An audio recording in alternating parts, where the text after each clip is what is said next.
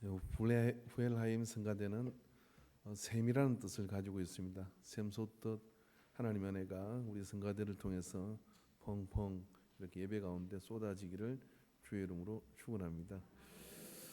성경에 보면 예수님이 사역하던 당시에 가늠하다가 잡힌 여자 하나가 사람들에 의해서 끌려오게 됩니다. 중동에서 이스라엘 땅에서는요, 이게 돌로 쳐서 죽이라 그렇게 하는 율법에 의해서 그렇게 되면 동네 어귀다 이 사람을 세워놓고 거기다가 한 수레에 주먹만한 돌을 갖다 쌓아놔요. 그래서 그 앞으로 동네 사람들이 들랑거리면서 그냥 지나가면 같은 사람이 되겠다고 하는 오해를 받기 때문에 거기 돌을 하나 집어서 묶어놓은 그 사람을 향하여 돌로 던져 공개 처형을 합니다. 참 잔혹한 법이기도 하죠. 그래서 사람들은 그런 여자 하나를 잡아다가, 남자는 어디 갔죠? 그런 여자 하나를 잡아다가 끌고 와서 이 여자가 가늠하다가 잡혔습니다. 어떻게 해야 합니까? 라고 하는 돌로 쳐 죽일 것을 말해달라고 이야기합니다. 예수님께서는 그들을 이렇게 보시다가 바닥에다가 뭘 쓰셔요. 성경은 그것을 뭘 썼는지는 나오지 않지만은 아마 이거 쓰지 않았을까요? 이렇게 쳐다보고 앞에 선 개똥이의 죄는 남의 것으로 훔쳤고 누구의 죄는 하고 그 죄의 목록을 썼다고 하는 그런 어떤 상상력을 가진 분도 계시고, 또 누구든 죄 없는 자 돌로 치라. 아무튼 뭔가를 쓰시고 예수님은 누구든지 죄 없는 자 돌로 치라라고 그렇게 말씀을 하셨어요. 근데 갑자기 하늘에서 돌이 하나 뚝 확 떨어지는 거예요. 누가 던진 것일까요? 하나님이 죄 없으시니까 던진 것이죠. 예수님께서 하늘을 쳐다보고 이렇게 말씀하셨답니다. 아버지는 참아주세요. 웃으라고 한 이야기인데 너무 심각하게 받으니까 제가 할 말이 없네요. 한 주에 한번 저는 여러분을 좀 웃게 하려고 노력을 합니다. 지난주 저는 교회 자동 2호차 문이 고장이 나서 수원에 가서 그 문을 고치러 갔습니다. 저는 고칠 수 없고 그 설치한 데서 고칠 수 있는 거라 갔는데 문을 고치다 이렇게 보니까 다른 차에서 발판이 문이 열면 나오고 들어가고 이러더라고요. 우리 근사님들은 차를 기어 올라가는데 저거 있으면 좋겠다 싶어서 제가 물었어요. 얼마예요? 그랬더니 50만 원이라는 거예요. 그래서 자동 이렇게 문이 열리면 딱 나오고 그러려고 그런 거예요. 그분 말이 참 걸작이에요. 유치원은 필수고요. 절간도 답니다. 성당도 답니다. 그러고 날 쳐다보는 거예요. 끝나고 어떻게 해요? 재직해 열겠습니다. 그러고 돌아왔거든요. 그래서 참 오면서 참 장사 수완이 대단한 사람이다 그런 생각을 했습니다. 그렇다고 해서 여러분 보고 그걸 누가 하나 하라고 하는 소리는 아닙니다. 100만 원밖에 안 되는데 누가 하나 하라고 한 것이 아니라 제 정부에서 할 거예요. 이쪽이 자꾸 보이네요. 그래서 우리 근사님들이 이렇게 기어 올라가지 않고 발을 딛고 올라갈 수 있으면 좋겠다 그런 생각을 했어요. 사람은 쓸데없는 것들에 굉장히 궁금증을 많이 가지고 있죠. 오늘 엠마오로 가는 두 제자, 그 두 제자는 누구일까요? 뭐 성경에 이름이 많이 등장하고 본문에서도 그 이름이 등장하잖아요. 근데 그 이름이 또 어떤 때는 이렇게 부르고 어떤 때는 저렇게 부르고 이러는 거예요. 첫 번째 한 사람의 이름은 우리가 성경에서 알 수 있죠. 누구죠? 글로바. 성경이 18절에 그렇게 나와 있습니다. 이 성경 18절을 보니까 오늘 우리가 읽었던 본문에 보니까 글로바라 하는 자가라고 얘기를 했어요. 이 글로바는 요한복음 19장 25절에 예수의 십자가 곁에는 그 어머니와 이모와 글로바의 아내, 글로바가 있은 게 아니라 글로바의 아내 마리아와 막달라 마리아가 섰는지라. 그러니까 이 글로바라고 하는 사람은 예수님의 제자이긴 하지만 12명의 제자 가운데 들어가지는 않습니다. 그러나 초대교회에 중요한 역할을 했던 사람인 건 분명합니다. 근데 이 글로바가 또 어디에 나오느냐면은 마태복음 10장 3절에 빌립과 바돌로메와 도마와 세리 마테 알페오의 아들 야고보와, 이 알페오라는 사람이 글로바와 동일인 인물입니다. 그러니까 야고보라고는 제자의 아버지인 사람이 이 속에 들어가죠. 그러면 여러분 좀 머리가 좋으신 분들 한번 생각해 보십시오. 그 한 명의 제자는 누구일까요? 야고보일까요? 아니면 그의 아내인 마리아일까요? 엠마오라고 하는 위치는 예루살렘으로부터 25km 정도 떨어진 데라 거리로 이렇게 이동을 하고 있었습니다. 근데 쓸데없는 걸 연구하는 사람이 참 많아요. 어떤 분이 명쾌하게 명제를 내려놨더라고. 이 한 사람이 누군지는 모르지만 우리가 오늘 읽었던 33절의 말씀을 통해서 보면 11 제자가 아닌 것은 확실합니다. 33절에 보면 그때로 일어나 예루살렘으로 돌아가 보니 11 제자와 및 그들과 함께한 자들이 모여 있어. 그랬어요. 11명의 제자가 다 모여 있었다. 왜 11명이죠? 옆 사람한테 물어보면 왜 12명인데 11명이죠? 한 명이 알페오가 따라갔기 때문에 그렇습니까? 배신한 가룟유다가 배제된 것이죠. 근데 이걸 몰랐으면 성경 안 읽은 분들이니까 옆에 있는 성경 좀 읽고 사자 시작. 11명의 제자가 그곳에 다 모여 있었다 하는 이야기는 다시 말하면 그러면 알페오와 같이 갔던 한 사람은 12 제자 속에 들어가지 않는 사람입니다. 저는 왜 이야기를 계속 좀 긴 이야기를 이렇게 할까요? 왜냐하면은 예수님이 부활하시고 난 다음에 할 일이 얼마나 많으셨겠어요. 11 제자를 모아야 되고 그리고 또 이곳저곳에 나타나셔야 되고 그러하는 가운데 예수님께서 빠뜨리지 않은 것은 어떻게 생각하면은 12 제자 안에 들어가지 않은 알페오와 함께한 이 사람 그들은 지금 예루살렘을 떠나가지고 엠마오라고 하는 자기 고향으로 낙향을 하고 있었습니다. 왜 갔죠? 왜 가느냐면은 예수님을 잡아 죽인 가야바와 그 제사장의 일단의 무리들은 이런 예고를 합니다. 그들의 제자들이 예수님을 시체를 훔쳐다가 살아났다고 그렇게 소문을 낼 수 있다. 그러니 병사들로 하여금 시체를 못 훔치게 지켜라라고 얘기를 했어요. 왜냐하면 예수님께서 3일 만에 내가 살아날 것을 말씀을 하셨거든요. 제자들도 안 믿었고 엠마오로 가는 두 제자도 부활하셨다는 이야기를 듣지만 두려워하며 믿지 않습니다. 그런데 왜 엠마오로 가는 것일까요? 그러면 무덤으로 가봐야 되는 거고 그 모였던 장소와 제자들이 있는 그곳으로 가봐야 되는데 엠마오를 향해 가고 있었다. 이런 이야기입니다. 시체가 없어졌는데 아직 예수님이 나타나지 않은 상태이니까 누군가 시체가 잘못되어졌는데 혹시 우리를 처리하기 위해서 그렇게 시체를 감춘 것이 아닌가. 또 그렇지 않다고 할지라도 잡혀서 이제 신문을 당할 것이 뻔합니다. 누가 시체를 훔쳐갔느냐. 그런 소문을 내기로 하니까 누가 잡혀가겠어요. 따라다니던 사람들은 한 사람씩 잡혀가서 문초를 당하게 될 것이고 그 당시에 고문과 채찍질로 견뎌내기를 어려웠을 것입니다. 그러면 평생 불구자로 살아가야 될지도 모르니까 두려움이 엄습을 했고 그 두려움은 빨리 고향으로 가서 우리는 그때 일으로 내려와서 없어진 줄 알고 이렇게 그냥 전에처럼 살고 있습니다 라고 이렇게 말하고 싶은 것은 아닐까요? 그렇게 엠마오로 가고 있는 그 사람들에게 예수님이 찾아가셔가지고요 무엇을 그렇게 심각하게 이야기하고 언론하느냐라고 물으시고 그리고 예루살렘에서 있었던 일을 모른단 말입니까? 라고 이야기하는 그에게 마음이 둔하여 그 말을 믿지 않는 이들을 책망하시고 말씀을 통하여서 구약에 예언되어 있는 것들을 통해서 왜 예수님이 살아나셔야 될지를 설명을 하죠. 한참 설명을 듣고 있는데 자꾸만 가슴이 뜨거워지는 것입니다.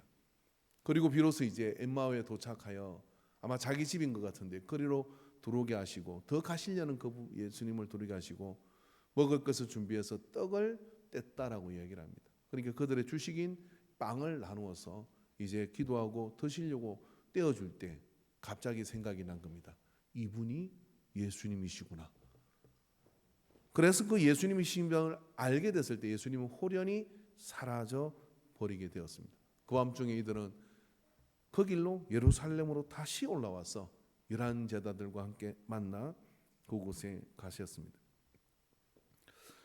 그러한 이야기가 오늘 본문에 굉장히 장황하게 누가는 설명을 해주고 있습니다. 왜냐하면 저는 몇 주에 걸쳐서 설교를 하는데 복음의 증거자가 되기 위한 조건들이 뭔지를 성경의 인물들을 통해서 지금 3주째 우리는 같이 여행을 하고 있습니다. 물론 저만 여행하는지 여러분들 같이 여행하는지 모르겠는데요. 같이 이렇게 가고 있는 거죠. 그런 가운데 말입니다. 우리가 막달라 마리아처럼 예수님이 부활한 그 빈 무덤에 지금이라도 들어가 보면 좋겠는데 지금 또 그 무덤을 찾을 수 없습니다. 우리가 그 십자가에서 예수님이 죽으시고 부활하셔서 도마처럼 옆구리에 손가락을 넣어보고 못 자국난 손을 만져봤으면 목숨 걸고 전가하겠는데 우리에게 주어진 것은 2000년이라고 하는 긴 시간의 텀이 우리와 하나님 예수님 사이에 거리를 떼고 있죠. 그래서 우리가 설교를 듣거나 말씀을 들을 때 오늘 오신 분들 가운데도요, 그게 옛날에 있었던 일인 것 같기도 하고 아닌 것 같기도 하고 하는 그런 생각에서 예배를 드리고 신앙생활을 하고 직분을 맡고 우리가 신앙생활을 하게 되면 우리는 복음의 증거자로서 언제도 못 서는 겁니다. 그런데 말입니다. 오늘 이 엠마오로 가는 두 제자는 예수님께서 왜 이렇게 소중히 여기고 우리에게 한 케이스를 우리에게 가르쳐 주시는데, 그들은 다른 어떤 것이 아니라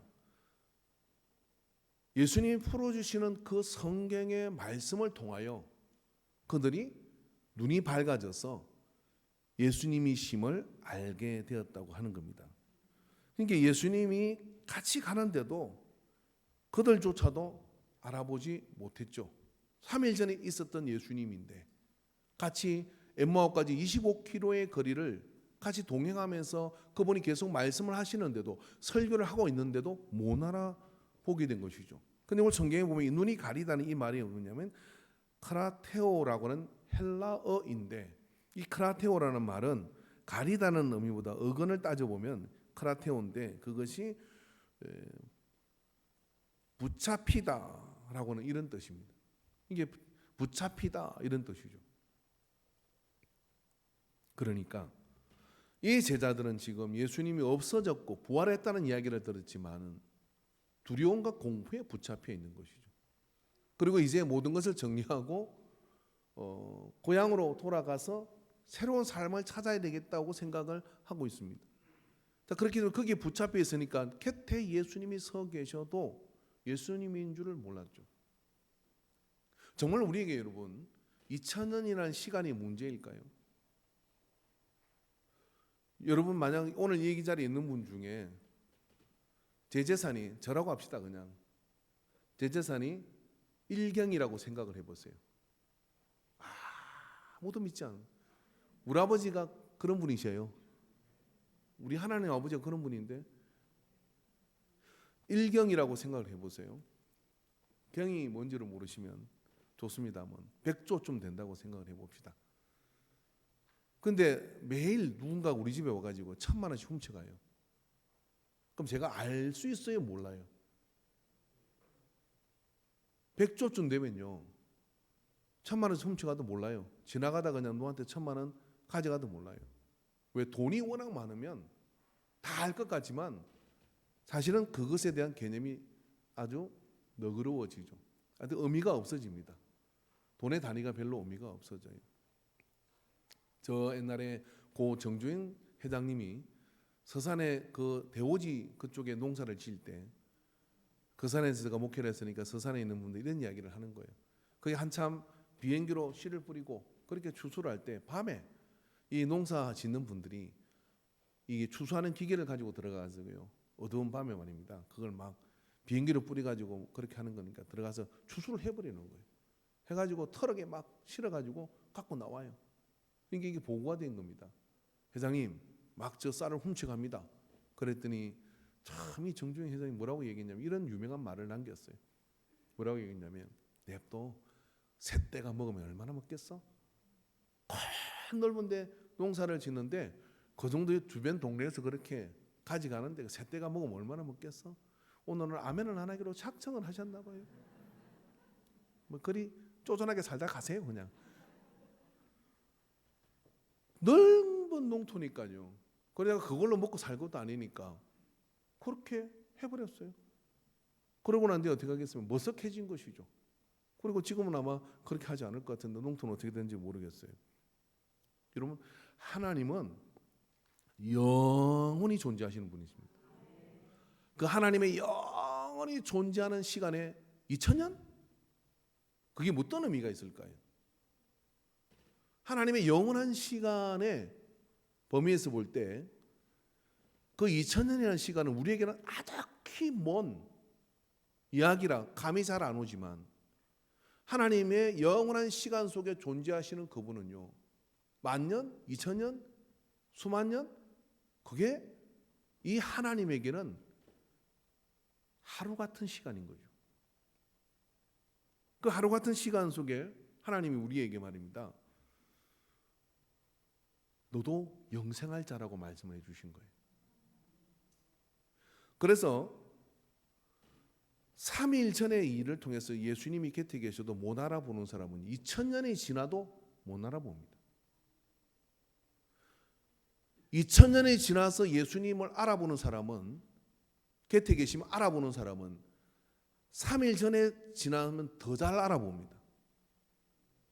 그러니까 우리가 복음의 증거자가 되는 사람이 되는 길은 앞서 보인 몇 주에 걸쳐서 제가 보인 케이스보다 바로 엠마오로 가는 이 두 제자가 예수님이 말씀하시는 그 말씀을 통하여, 그리고 떡을 떼실 때 그가 메시아인 것을, 그가 예수님인 것을 눈에 가렸던, 붙잡혀가지고 가려져 있는 그것이 가림막이 걷어지고 그분이 예수님이시구나 하는 것을 깨닫게 된 것은, 이 성경, 이 타임트랙에 올라있는 이 성경은, 그러니까 영원히 사는 존재는 어떻게 되느냐면 직선상의 시간으로 역사를 보는 것이 아니라 이 직선상의 시간에서 벗어나서 1000년 전이든 2000년 전이든 2500년 전이든 다윗의 이야기든 아브라함의 이야기든 어제의 일처럼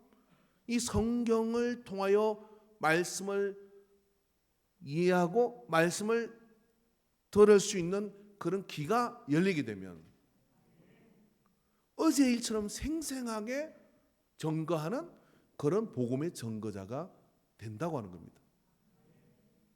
항상 우리는 이렇게 얘기하죠. 그게 언제적 이야기인데 이제 이야기하느냐고요. 아니요. 어릴 때요, 10대 때요, 누구한테 괴롭힘을 당하고 칭하게 많이 맞은 친구는요, 60이 돼도 그놈을 찾아야 되는데 하고 어제 일처럼 느껴요. 때린 놈은 잊어버려요. 그리고 나중에 너 그때 왜 나 때렸냐고 얘기하면 나는 너를 때린 기억이 없다고 이야기를 하는 거예요. 사람은 뭘 기억하느냐면요, 시간 순으로 기억하는 게 아닙니다. 시간 순으로 기억하는 것이 아니라 내가 얼마나 그것을 인상 깊게 가지고 있느냐를 가지고, 사실 우리 자신들도 시간은 우리에게는 별 의미가 없어져요. 그래서 말입니다, 우리가 복음의 증거자가 되기 위해서는 바로 우리의 눈을 가리게 만드는 이것을 벗겨내면 2000년의 세월이 아무 상관없이 오늘 시퍼렇게 살아계신 부활하신 예수님을, 복음을 전가하는 사람으로 소개되는 것이죠.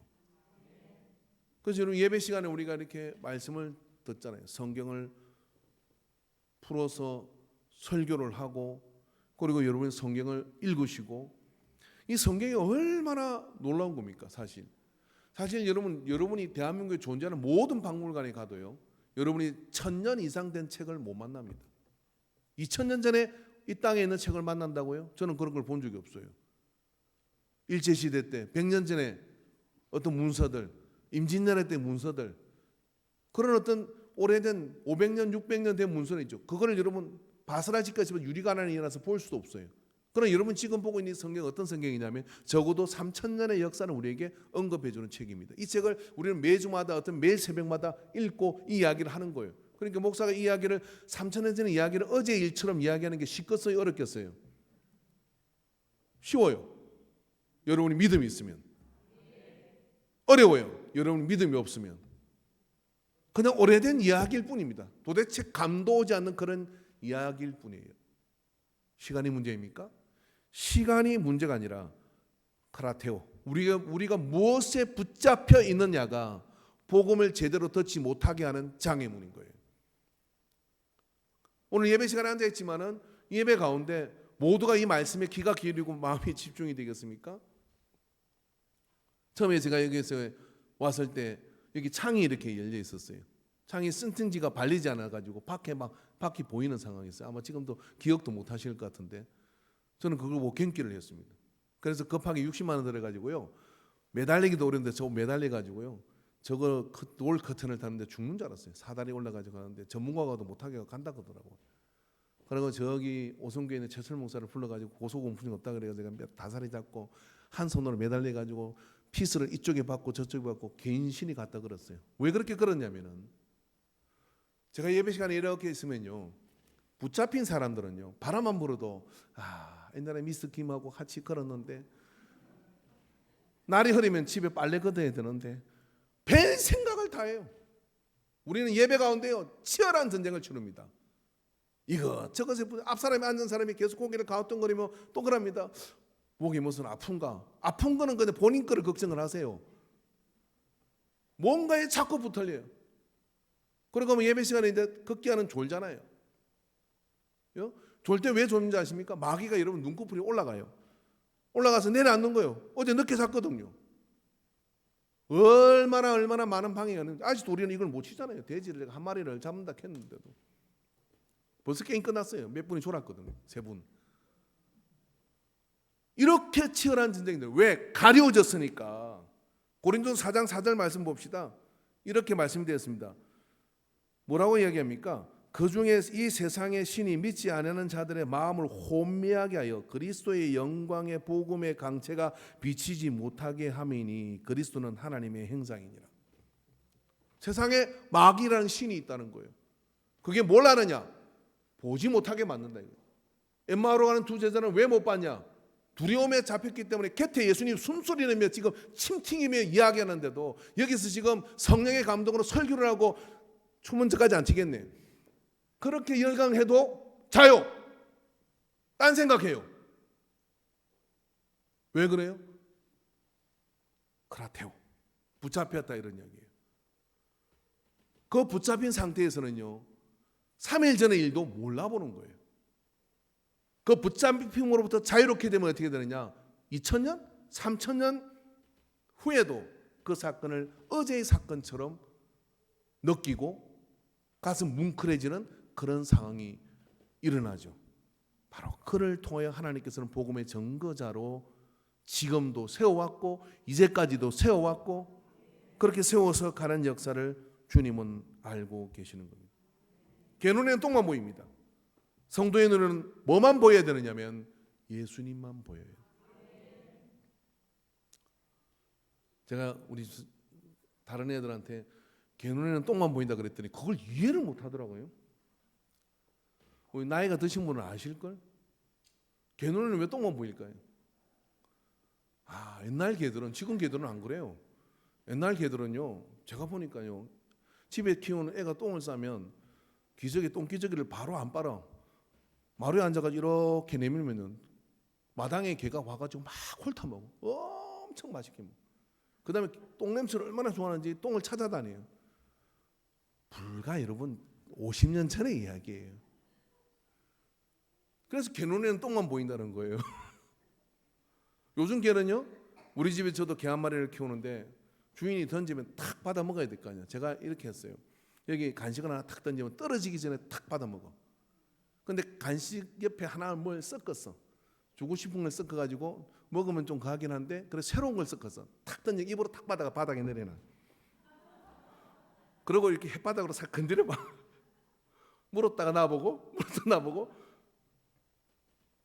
저도 나를 확실하게 신뢰하지 않더라고. 여러분 어때요?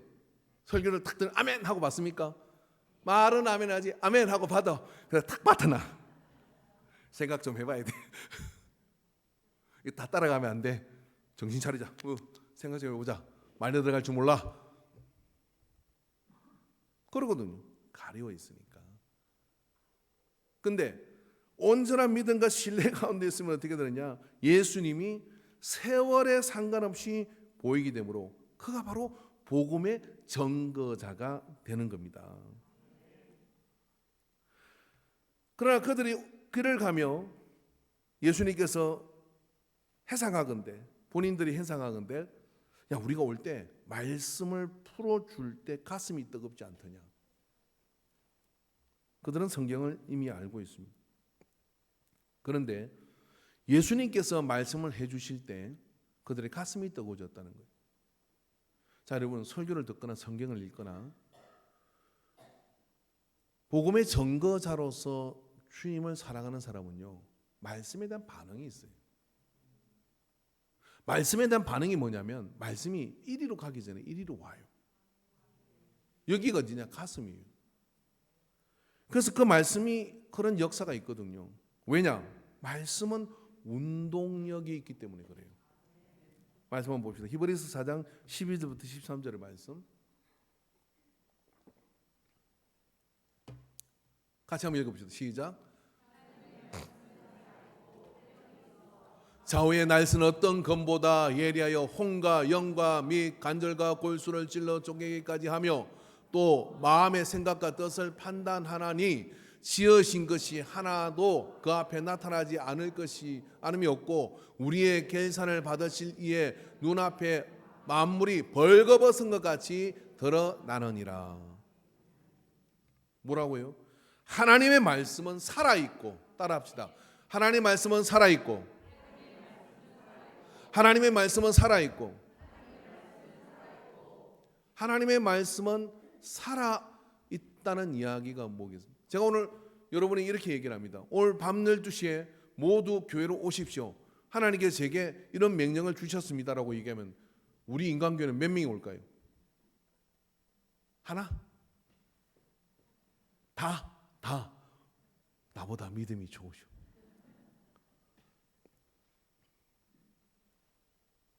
어제 5주째 청소한다고 했잖아요. 전에하고 다른 현상이 하나 있더라고요. 오신 분들이에요. 왜 누구는 안 오고 누구는 안 왔어요? 그렇게 말을 안 해. 왜? 안 올 줄 알았으니까. 근데 우리 광고했잖아요. 광대상에서 주일날. 그러면 못 오면 어떻게 돼요? 제가요 오늘 뭐를 심어요?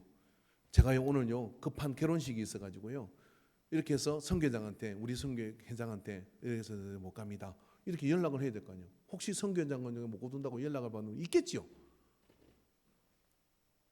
근데 만약에 여러분이 이렇게 생각해 보십시오. 오늘 예배 드리다가 하나님께서 나한테만 딱 나타나가지고 세연아, 이완아 딱 부르고 이렇게 하는 거예요. 이완이 너는 오늘 밤 12시에 네 혼자 평택에서 택시를 타고 와가지고 예배당에 있어 라고 하면 안 오면 너 죽을 거야 라고 하면은 하나님이 그랬으면 와 안 와?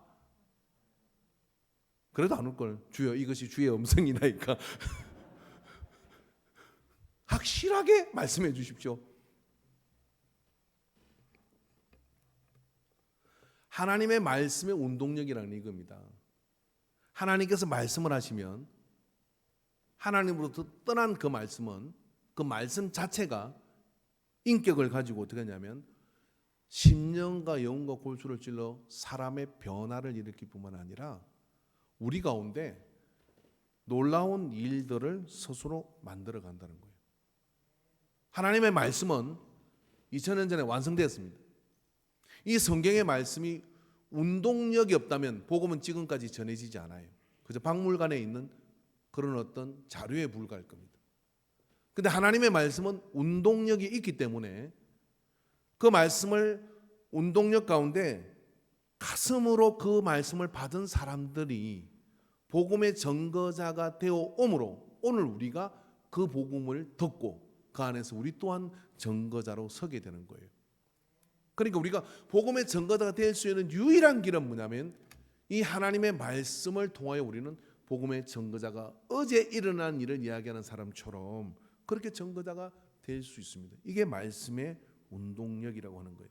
사도행전 12장 21절에 24절에 헤롯이 나를 택하여 왕복을 입고 단상에 앉아 백성에게 연설을 하니 백성들이 크게 부르되 이것은 신의 소리요 사람의 소리가 아니라 하거늘 헤롯이 영광을 하나님께로 돌리지 아니하므로 주의 사자가 곧 친히 벌레가 먹혀 죽으니라.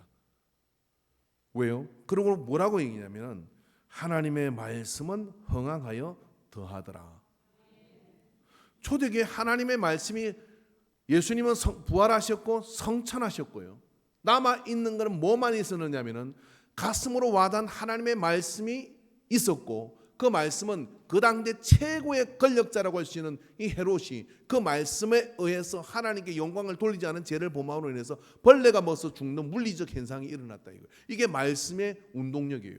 어떤 교회가 부흥하고 어떤 인생이 바뀌느냐, 하나님의 말씀의 운동력을 믿고, 그리고 그 말씀의 운동력 앞에 내가 겸허히 엎드리고 하나님께 영광을 돌릴 것을 돌리고 하나님께 나아갈 것을 나가고 하는 그러한 태도를 가지고 있으면 어제의 일처럼 예수의 복음의 증거자가 되는 겁니다. 그런데 하나님 말씀에 대한 운동력을 잃어버리면 3일 전에 있은 일이지만 엠마오로 가는 사람이 되어버리고 마는 것이죠. 그러므로 시간이 문제가 아니라 우리가 무엇에 붙잡혀 있는가가 문제이고, 시간이 문제가 아니라 우리가 그 하나님 말씀의 운동력 앞에 얼마나 더 가까이 나아가느냐가 내가 복음의 증거자로 살아갈 것인지, 그 복음의 말씀을 통하여 내가 하나님 역사를 누리고 살 것인지 아니면 쫓겨다니며 살 것인지가 결정된다, 이런 이야기입니다. 디모데후서 3장 16절 17절의 말씀을 한번 볼까요? 말씀이 얼마나 운동력이 있습니까? 자, 같이 한번 읽어봅시다. 시작. 모든 성경은 하나님의 감동으로 된 것으로 교훈과 책망과 바르게 함과 의로 교육하게 유익하니 이는 하나님의 사람으로 온전하게 하며 모든 선한 일을 행하는 능력을 갖추게 하려 함이라. 뭐가요? 성경이 우리를 온전하게 한대요. 우리로 하여금 선한 일을 행할 능력을 준대요. 어제 일처럼 복음이 살아있음을 알고 증거자로 서가지고 내가 예수님의 제자라고 이야기할 때, 너는 예수님, 네가 나이가 몇 살인데 2000년 전에 예수님이 어떻게 네 서성이 되냐? 아니야, 2000년 전에 일어난 일은 맞아. 그렇지만 나는 말씀을 통하여 예수님을 내가 인격적으로 만났고 그 예수님이 나와 함께하고 있어 라고 하는 이 마음을 가지고 설교를 듣고, 이 마음을 가지고 성경을 읽고, 이 마음을 가지고 우리가 예수 안에서 기도하게 될 때 우리를 온전하게 하고 선한 일을 행할 수 있는 힘을 뭐가요? 성경이 우리에게 준다고 하는 거예요. 한번 여러분 이렇게 지난 한 주 동안 예배 시간 빼고 나는 성경을 읽은 적이 있는가? 지난 한 주 동안 주일날 들은 말씀을 가지고 이 질문지를 따라 한번 스스로 이 질문을 따라가 본 적이 있는가? 지난 한 주 동안 내가 그 말씀 속에서 레마, 성령의 음성을 들은 것이 있는가? 없다면 붙잡혀 있는 겁니다. 없다면 가려워져 있는 것입니다. 오늘 여러분 이 예배 시간을 통해 그것을 걷어내지 않으면 우리는 복음 증거자가 되기는 아직도 먼 것입니다. 여러분, 하나님의 말씀은 철저하게 지식으로 듣는 게 아닙니다. 오늘 성경에 엠마오로 가는 두 제자를 이렇게 보면은요, 그들이 어떻게 합니까?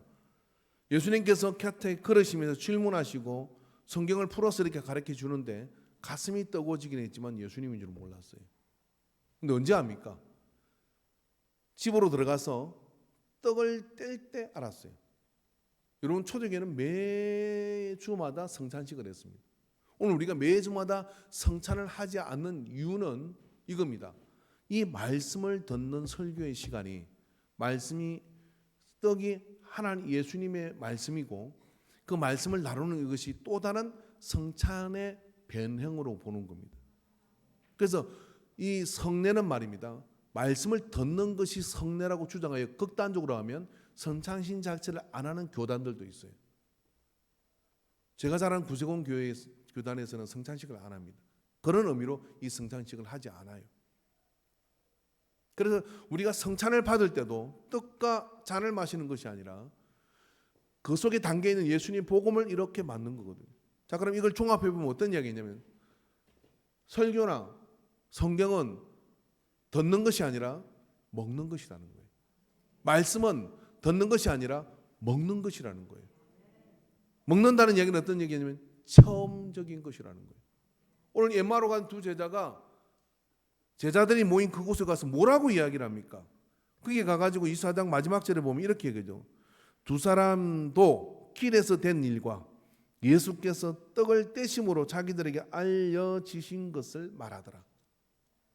떡을 뗄 때, 주님이 떡을 떼줄 때 예수님이 주신 걸 알았어요. 그러니까 말씀을 먹을 때 예수님인 줄 알았다 이거예요. 들을 때가 아니라 먹을 때. 들을 땐 뜨거워. 감동이 되게 돼요. 오늘 설교를 듣다가 아우 저 목사님 말 잘하네. 아우 그 참 뭐 가슴이 뭉클하네. 이럴 수 있어요. 그러나 그 말씀이 먹어진다는 얘기는 뭐냐면 내 속으로 소화되어져서 내 삶을 바꾸는 역동력으로, 운동력으로 그 안에서 작용이 일어날 때 누가 보이냐? 예수님이 보인다. 그 예수님이 보이게 되면 어떻게 됩니까? 담대히 전가는 자가 되는 것이죠. 저는 설교는 15분이 맞다고 생각을 합니다. 제 설교가 길어지는 이유는 여러분이 말씀을 안 먹어서예요. 왜 15분이 맞다고 생각을 하냐면 또 쓸데없는 걸 조사하는 분들이 계세요. 오순절 마가의 다름에 성령이 맺고 그리고 그 성령이 임했을 때 베드로가 설교를 했는데 취각되어 있지만 그 베드로의 설교는 도합 15분 정도로 봅니다. 15분의 설교의 결과가 어떤지 아십니까? 사도행전 2장 40절에 42절 말씀 한번 띄워볼까요? 또 여러 말로 확정하며 권하여 이르되 너희가 이 패역한 세대에서 구원을 받으라 하니 그 말을 받은 사람들은 세례를 받으며 이날의 신도의 수가 3,000이나 더하더라. 여기 베드로가 15분 딱 설교했는데 3,000명의 세례를 받고 또 제자가 제발 인광의 부흥을 바라시는 분, 이 시대의 부흥을 바라시는 분은 준비했다가 버스 지나고 손들지 말고 아멘을 합니다. 입 한번 움직여보세요. 아멘할 준비를 하시고 3,000이나 더하더라. 예. 그 이후로 이제 15분 설교가 맞는 거예요.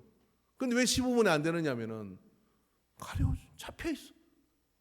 또 때로는 전하는 사람도요 알아먹겠나 싶고 막 그런 일이 속에 벌어지는 거예요. 베드로의 15분 설교에 3,000명이 회개해서 제자가 되어버렸어요. 언제? 성령 받고. 성령 받으면 무슨 일이 벌어지는데요? 말씀이 불이 되거든요. 성령 받으면 그것이 입술의 지식으로 나가는 게 아니라 내가 경험한 것이요 내가 몸소리치게 체험한 것이요 그래서 물에 빠진 사람을 향하여 이리로 넣어야 산다고 이야기하는 것처럼 구원을 받으라고 이야기하는데 그게 운동력의 파장이 일어나는 거예요. 여러분이 예수 이름으로 선포하는 말에 운동력의 파장이 있으십니까? 예수님으로 선포하는 그 말에 운동력의 파장을 느끼십니까? 여기 10억짜리 스피커를 갖다 놓는다 할지라도 동네 마을 회관에 마이크를 가지고 동민 여러분 안녕하세요 라고 이야기하면 예수님은 우리의 구원입니다. 운동력을 가지면요 그게 심령을 꿰뚫어 들어가요. 운동력을 가지면 그 속에서 생명 역사가 나타나게 되는 겁니다. 교회가 무엇으로 부흥하나요? 말씀의 운동력으로 부흥하는 거예요. 교회가 무엇으로 우리의 존재를 정체성을 이야기할 수 있습니까? 예수님이 눈에 보입니까? 하나님이 계십니까? 하나님이 피부로 만져지십니까? 전혀. 세상에는 어떤 한 책처럼 이 책이 취급되는 게 아니라 이 책의 말씀이 생명이고 이 책의 운동력을 우리가 깊이 인식하며 예배에 왔을 때 그 말씀을 창념하고 그리고 그 말씀을 내 속에 암송하여 밀어넣고 그리고 그 말씀을 듣고 또 들으면서 나에게도 그와 같은 역사를 베풀어 주소서 그런 가운데 성령이 우리 가운데 임할 때 그게 스펙타클한 화면이 펼쳐지는 것처럼 우리 눈 뜨고 있는데 그 화면이 펼쳐지는 것처럼 하나님의 역사하심이 온 데서 느껴지는 그런 운동력을 경험하게 될 때 전거자로 나설 수밖에 없는 겁니다. 그래서 식당에 가도 말씀만 보이고 내 시작은 미약하나 나중은 창달이라 부터 시작해서 곳곳에 사실은 말씀이 다 있어요. 드라마를 봐요. 드라마를 보는데 저 연기 잘하는 그게 보이는 게 아니라 그 드라마 대사 가운데 성경 구절이 나와요. 몇 장 몇 절이라고 이야기하지 않지만 성경에서 가져온 게 뻔하게 보이잖아. 저게 몇 장 몇 절인데 하고 이렇게 된 사람은 다 된 사람이에요. 말씀의 운동력이 있는 사람이에요. 여러분 지난주 제가 여러분에게 숙제를 냈는데 기억하십니까? 숙제가 있었는지도 없었는지도 제가 그분들을 위해서 선물을 오늘 준비했는데 오후 예배 때 드리려고 했는데 제가 그냥 가지도록 하겠습니다. 말씀의 운동력 안에 있는 사람은 어떤 사람이냐면요, 삶의 적용 그리고 실천 과제를 합니다. 우리 교회 어떤 분하고 이야기를 하는데요, 목사님 제가요 매주마다 목사님이 한 것을 실천 과제를 하고 있습니다라고. 저는 온몸이 소름이 돋았어요. 왜냐하면 해가 가면서요, 내가 이걸 말한다고 누가 지키겠는가 이렇게 생각을 하거든요. 근데 하는 분들이 꽤 있더라고요. 왜 할까요? 왜냐하면 말씀의 운동력 안에서 하나님의 역사가 그 속에 펼쳐지니까. 설교 듣는 것으로 끝나는 것은 되지 않습니다. 성경 읽는 것으로 끝나지 않습니다. 여러분 설교 듣는 이게 대책임질 하는 것처럼 말입니다. 소가 막 풀을 뜯어먹는 것 같잖아요. 다 뜯어먹어도 밤새도록 뭐 하냐면 대책임질을 해요. 그래 이게 밑으로 내려가요. 그런 것처럼 말씀은 그냥 듣는다고 바로 소화되는 게 아니에요. 여러분이 그 말씀을 가지고 성경을 가지고 읽으면서 그렇게 하면서 그래서 구역이 있는 거고, 그래서 여러분이 영적 관계들이 있는 겁니다. 그러면서 거기서 소화되어질 때 어떻게 되느냐, 미처 알지 못했던 것들이 말씀이 먹어지는 역사가 나타나요. 그 먹어지는 역사를 통하여 삶이 그 속에서 조금씩 변화가 되거든요. 흉악한 것들을 내몰 수가 있습니다. 그리고 그 속에서 전혀 수삼년 안에 아주 달라진 또 다른 나를 발견하게 되는 역사를 교회가 이루지 못한다면, 사기요 이루지 못하면 나가면 그것 자체가 불량품인 줄도 모릅니다. 그런 역사가 우리 가운데 나타나게 하는 것이 말씀의 운동력이다 하는 거예요. 우리가 어떻게 2000년 전에 계셨던 예수님이 정인이 될 수 있겠습니까? 가능합니다. 이 성경의 말씀을 통하여 그 운동력을 믿으십시오. 그리고 그 말씀 앞에 내 마음을 보태세요. 그리고 예배 시간에 여러분 집중을 하십시오. 제가 이거보다 훨씬 더 재미없고 그리고 훨씬 더 아주 고리타분하게 이야기한다 할지라도요, 말씀의 운동력 안에 있는 사람들은요 그 속에 집중을 합니다. 그리고 그 속에서 하나님의 말씀에 온전히 집중이 돼야 됩니다. 여기서 시장바닥처럼 시끄러운 일이 벌어져도요, 말씀의 운동력에 코드가 딱 꼬여 있는 사람은요 다른 게 들리지가 않아요. 그 속에 뭐만 들리냐면 예수 생명의 말씀만 들리는 거예요. 할렐루야.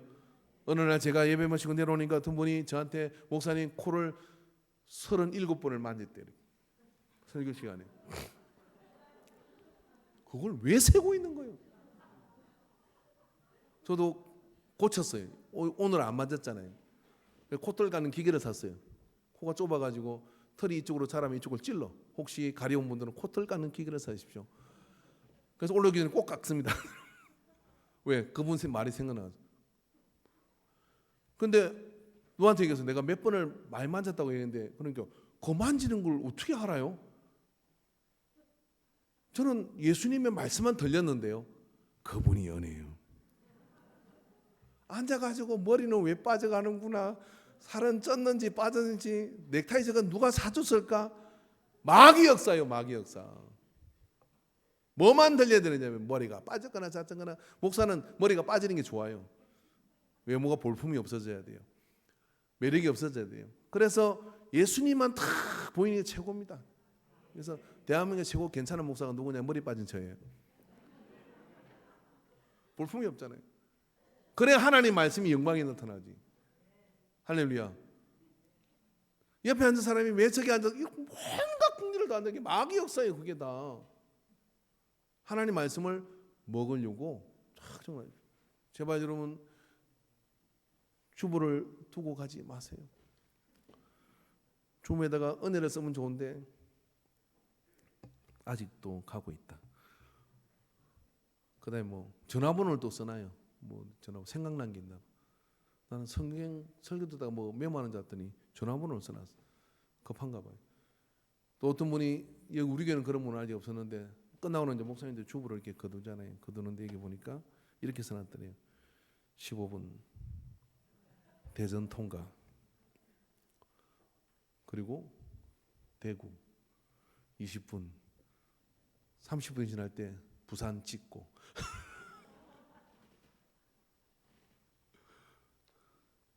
그리고 또 예배 시간에 막 시계 보잖아요. 시계. 카지노 가면 시계가 없어요. 왜 없는 줄 알아요? 시계 못 보게 하려고. 그래 폭 빠지거든. 우리 교회도 시계 없애버려야 돼. 시계 뒤에만 있잖아요. 저만 보라고. 협박하는 거지. 빨리 끝내라고. 말씀에 온전히 그 운동 속에 들어가면요,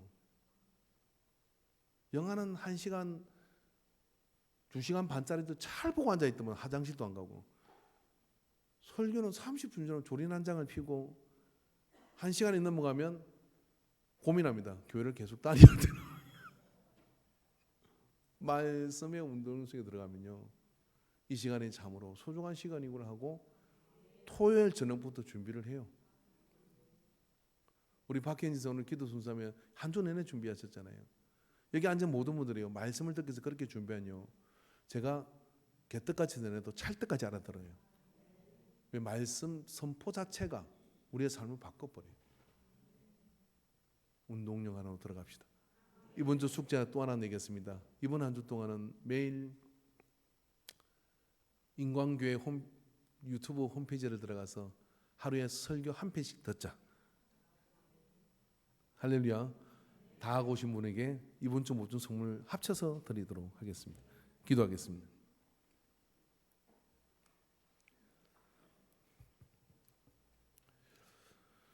사랑하는 아버지, 오늘 우리에게 이 예배의 시간을 통하여 세월이 흐르고 시간이 지나서 우리에게는 너무나 먼 이야기 같은 이야기지만 3일 지난 엠마오로 가는 두 제자도 예수님이 곁에 계셔서도 몰랐는데, 그런 심령이면 2000년이 지나면 더 모르는 것은 당연할 겁니다. 그러나 하나님 말씀의 운동령 앞에 사모하고 나가면 의미 없는 영혼을 사는 우리와 하나님 안에서 이 시간은 그저 숫자에 불과하여 주님을 인격적으로 만나는 역사를 얻게 될 줄로 믿습니다. 주님, 우리를 긍휼히 여겨 주시옵소서. 세상 신이 우리의 마음을 가렸다면 예수 이름으로 그 마음이 걷어지게 하여 주시옵시고, 주님의 음성을 세미하게 들을 수 있도록 성령 충만함을 부어 주시옵소서. 그래서 복음의 전거자로 담대히 서게 하옵소서. 예수님의 이름으로 기도합니다.